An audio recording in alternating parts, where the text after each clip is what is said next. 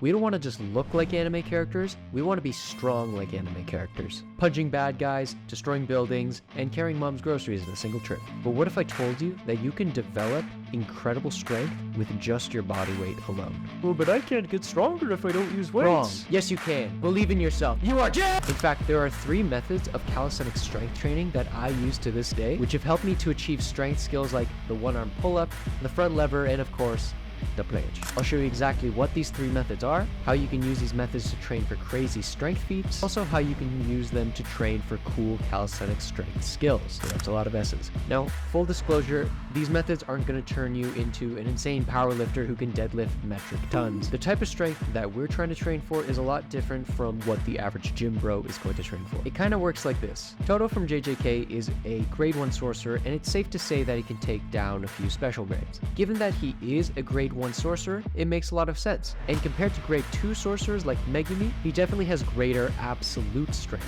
not just in physical strength, but also in cursed energy. However, even though Megumi is weaker in terms of his calisthenics grade and his absolute strength, relative to his sorcerer grade, Megumi is actually really strong. He's taken down special grade curses, gone head to head with Sukuna, and even survived being beaten mercilessly by his own dad, father-son bonding. Even though he doesn't have the absolute strength like Toto, his relative strength compared to his relative strength, I think, is a lot higher than Toto's. And this is the difference between weightlifters and calisthenics athletes.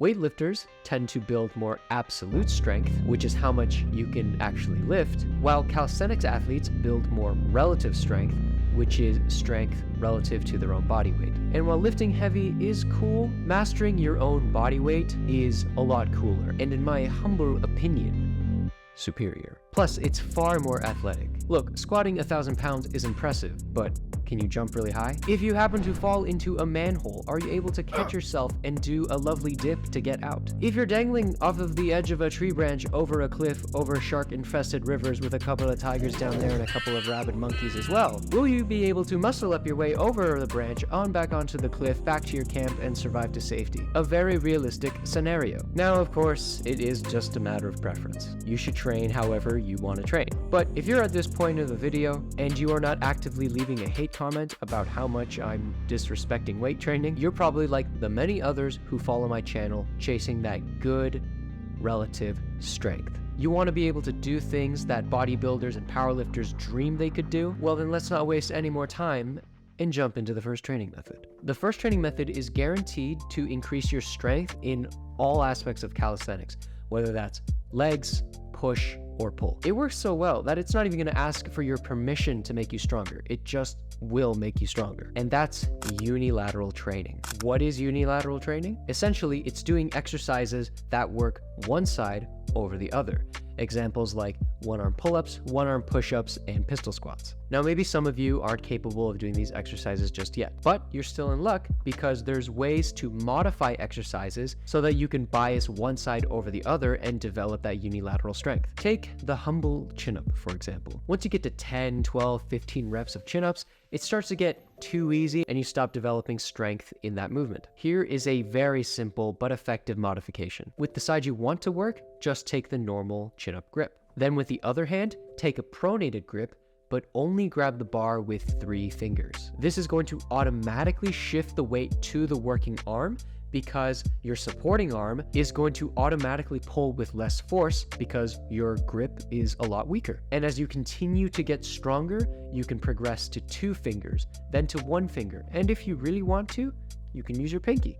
And then of course, eventually, no fingers at all, just the one arm doing it all. And this is the exact method of training that I used to achieve my first one-arm pull-up. And it's the same exact method that I put in my one-arm pull-up tutorial that I include in the calisthenics game plan. But it's not just advanced calisthenics tutorials. Inside, there's also beginner guides, my Toji 2.0 program, as well as my Road to Mastery program to master the calisthenics basics. So even if you can't do a single push-up right now, you can still build an anime physique, master your body weight, and become stronger than ever before in 2025. And the reason these programs work so well is because they allow you to progressively increase the resistance of the exercises every single week, workout to workout, all the way from pull-up negatives to one-arm pull-ups, which means your body is continuously progressing, adding new stimulus, and you're able to keep building muscle and strength week to week. And these are step-by-step programs that are easy to follow that anyone can use to build muscle and strength without any weights. In fact, over 180 people have already gotten the plan in the past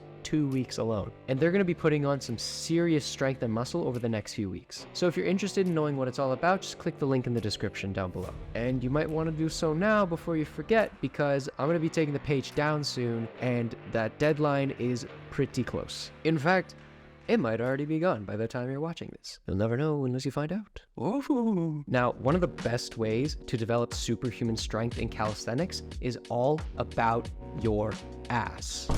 Your butt and its position in the exercise plays a key role in developing anime level strength, because it's all about adjusting that center of gravity. Let's say you can't do a push-up. Normally, you'd start in a standing position doing wall push-ups. Your center of gravity is stacked on top of your feet, so there's not much resistance for you to be pushing. As you start to get stronger, you're going to be lowering your hands onto an elevated surface, and so now you're shifting your center of gravity away from that base of support, which is your feet, and your arms and your chest are going to be doing a lot more work. And as you progress and your push-ups are now on the ground, your center of mass has almost no support below it. Thus, the amount of force that your upper body needs to produce increases. And even beyond the push-ups, you can still increase your strength level by adjusting your center of gravity even more. As you lean your body forward in the push-up position, you start to bring your center of mass closer to your hands and away from your feet, which forces you to push a lot harder. And then the more you lean,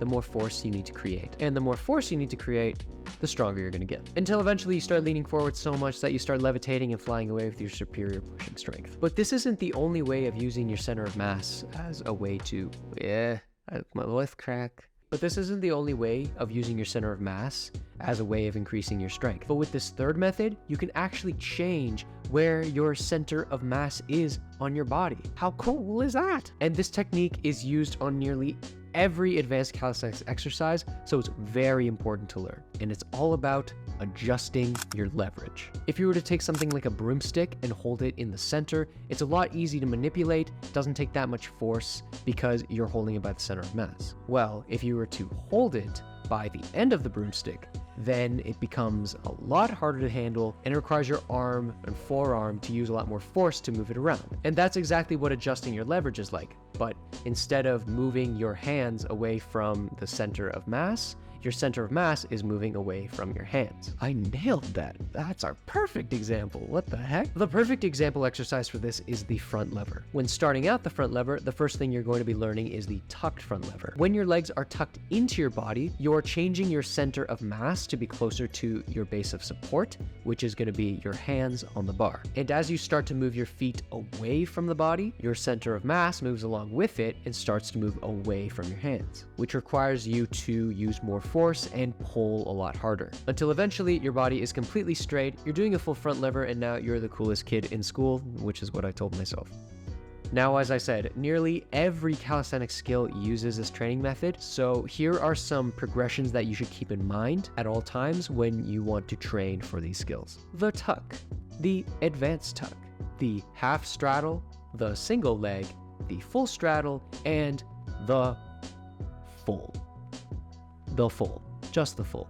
These progressions are going to apply to nearly every calisthenics move, so as long as you keep these in mind, in the back of your head, you're going to do just fine. But when it comes to training the front lever, I actually don't like to use the straddle position. I find it's very awkward when you're starting out, it doesn't feel really good, and the skill gap between the single leg to the straddle is far too big. Instead, I use a super ultra top secret front lever training method, which has helped me to achieve the front lever extremely quickly. And if you want to learn what that secret is, you can click this video right here.